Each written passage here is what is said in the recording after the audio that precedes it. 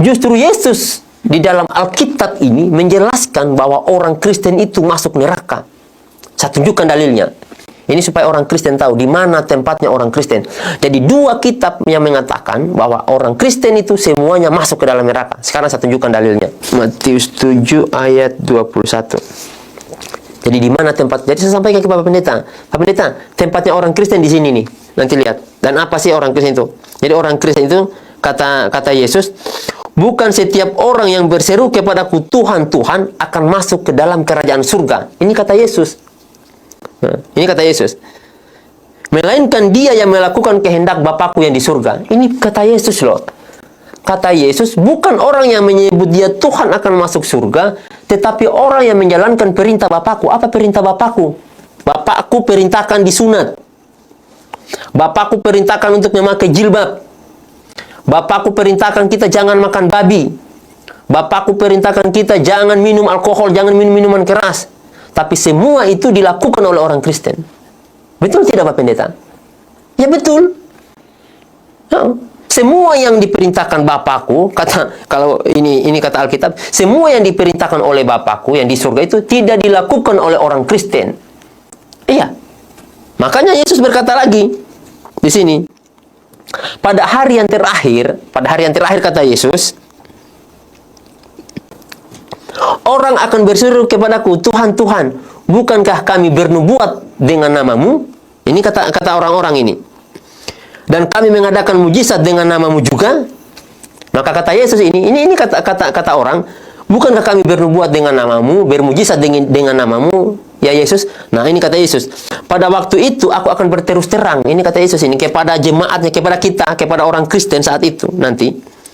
Pada waktu itu aku akan berterus terang kepada mereka, aku tidak mengenal kamu. Ini kata Yesus, aku tidak mengenal kamu. Jadi di sini dijelaskan orang yang mentuhankan Yesus kemudian tidak mengerjakan apa yang diperintahkan Bapakku di surga, Yesus tidak mengenalnya. Dan kata Yesus, enyahlah daripada aku kamu sekalian pembuat kejahatan. Jadi kata Yesus kepada orang-orang Kristen, enyahlah daripada aku kalian pembuat kejahatan. Orang yang mentuhankan Yesus, membuat mujizat demi nama Yesus, bernubuat dengan nama Yesus, kata Yesus itu kalian pembuat kejahatan. Dan jika ada pendeta yang membuat mujizat demi nama Yesus, bernubuat dengan nama Yesus, itu pembuat kejahatan. Ini kata Alkitab. Jadi kalau ada Pak Pendeta, ini edukasi sama teman-teman ini.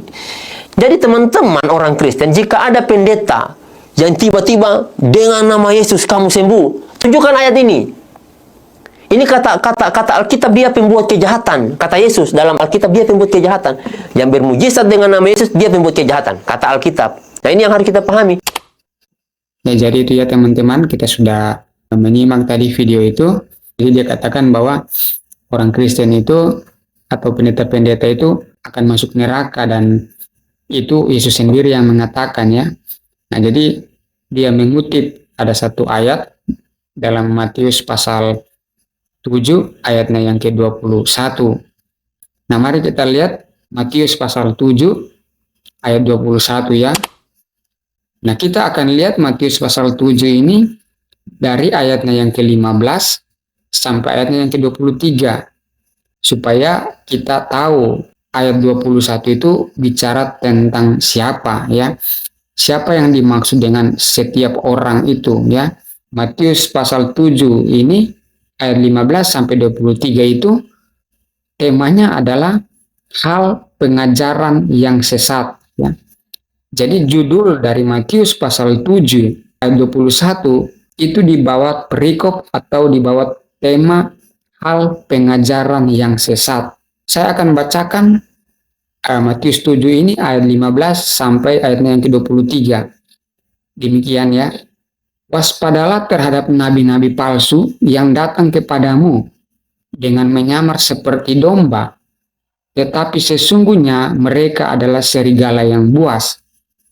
Dari buahnya lah kamu akan mengenal mereka. Dapatkah orang memetik buah anggur dari semak duri atau buah ara dari rumput duri? Demikianlah setiap pohon yang baik menghasilkan buah yang baik, sedang pohon yang tidak baik menghasilkan buah yang tidak baik. Tidak mungkin pohon yang baik itu menghasilkan buah yang tidak baik, ataupun pohon yang tidak baik itu menghasilkan buah yang baik. Dan setiap pohon yang tidak menghasilkan buah yang baik pasti ditebang dan dibuang ke dalam api. Jadi dari buahnya lah kamu akan mengenal mereka.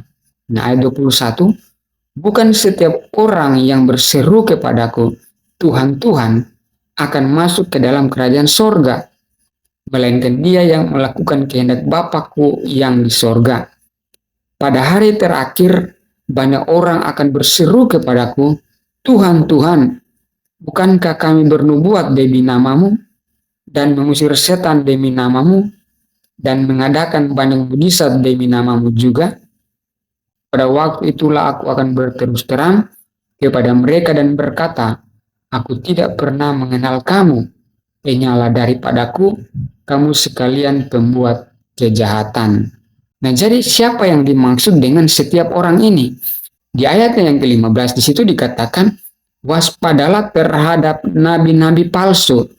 Ini yang saya sudah beri warna merah ya. Berarti di sini yang dimaksud dengan mereka yang berseru-seru Tuhan tetapi tidak masuk dalam kerajaan surga, itu bukan orang Kristen atau pendeta-pendeta, tetapi ini nabi-nabi palsu ya. Karena Yesus di sini bicara tentang nabi-nabi palsu. Waspadalah terhadap nabi-nabi palsu ya. Pertanyaannya adalah, siapa nabi-nabi palsu ini? Kata nabi-nabi palsu dalam terjemahan Yunaninya menggunakan kata pseudo propeton dari akar kata pseudo propetes yang terdiri dari dua kata, yaitu pseudes yang berarti palsu, tidak benar atau menipu, dan propetes berarti nabi peramal.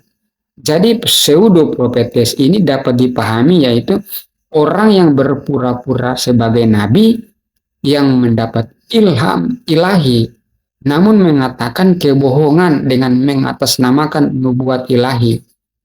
Nah, di dalam konteks pelayanan Yesus pada saat itu yang dicatat dalam kitab-kitab Injil, nabi-nabi palsu ini merujuk kepada ahli-ahli Taurat dan orang-orang Farisi. Hal ini bisa kita buktikan dengan melihat konteks dekat dari Matius pasal 7. Di pasal sebelumnya, yaitu pasal 6, Yesus menyindir praktek-praktek ibadah yang dilakukan oleh ahli-ahli Taurat dan orang-orang Farisi, seperti hal memberi sedekah, berdoa dan berpuasa yang dilakukan supaya dilihat orang agar mendapat pujian. Nah, ahli Taurat dan orang Farisi, yaitu keduanya adalah orang yang setia meneliti dan mengajar Taurat tapi tidak melakukannya. Jadi ayat 21 itu yang Yesus katakan bukan setiap orang yang berseru Tuhan, Tuhan yang akan masuk dalam kerajaan sorga, itu berbicara tentang nabi-nabi palsu. Dalam konteks pada saat itu merujuk pada ahli Taurat dan orang Farisi, yang dimana mereka tahu firman, meneliti firman, tapi tidak melakukannya. Nah, kalau kita tarik ke dalam konteks gereja masa kini, kekristenan masa kini, ini berbicara tentang guru-guru palsu. Sehingga guru-guru palsu ini dan orang-orang percaya yang tidak bertobat dengan sungguh-sungguh ini, mereka lah ini nanti yang akan muncul untuk mempengaruhi orang-orang percaya dan menyesatkan orang-orang percaya. Nah, jadi itulah yang dimaksud dengan orang yang tidak akan masuk dalam kerajaan Allah. Jadi bukan semua orang Kristen, bukan orang Kristen atau pendeta-pendeta semuanya akan masuk dalam neraka seperti yang oknum tadi katakan. Jadi yang dimaksud Yesus itu adalah nabi-nabi palsu. Mereka bernubuat menggunakan nama Tuhan, mengatakan nama Tuhan, memakai nama Yesus, tapi sebenarnya mereka tidak melakukannya. Itu yang dimaksud. Lalu dia mengatakan bahwa di ayat 21 situ dikatakan yang masuk dalam kerajaan surga hanyalah yang melakukan kehendak Bapa. Nah, dia katakan di situ kehendak Bapa itu harus sholat, harus berjilbab, tidak makan babi, dan lain sebagainya. Nah, Kalau kita melihat konteks Matius pasal 7 ayat 15 sampai 23 ini, di sini tidak ada disinggung tentang makan babi, tentang menggunakan jilbab, tentang minum-minuman keras, tentang sholat. Di sini tidak ada menyinggung hal itu. Ya, mulai dari ayat 15 sampai 23, tidak ada menyinggung hal itu. Jadi pertanyaannya adalah, apa itu kehendak Bapa? Ya. Nah, kalau kita melihat konteks ayat ini, kehendak Bapa itu yaitu dari ayat 16 sampai 20. Yang warna biru ini, yaitu menghasilkan buah. Inilah yang dikehendaki Bapa, supaya orang percaya itu menghasilkan buah. Nabi-nabi palsu itu mereka masuk dalam kumpulan orang percaya, tetapi mereka tidak menghasilkan buah. Justru mereka menyesatkan banyak orang.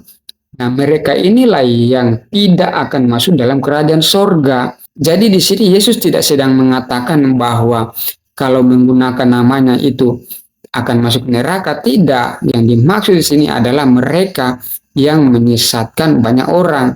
Dan memang nabi-nabi palsu itu akan muncul dari kumpulan orang percaya. Mereka inilah yang dikatakan menyamar seperti domba, serigala yang buas tetapi menyamar seperti domba. Jadi itulah kita harus memahami teks itu menurut konteksnya.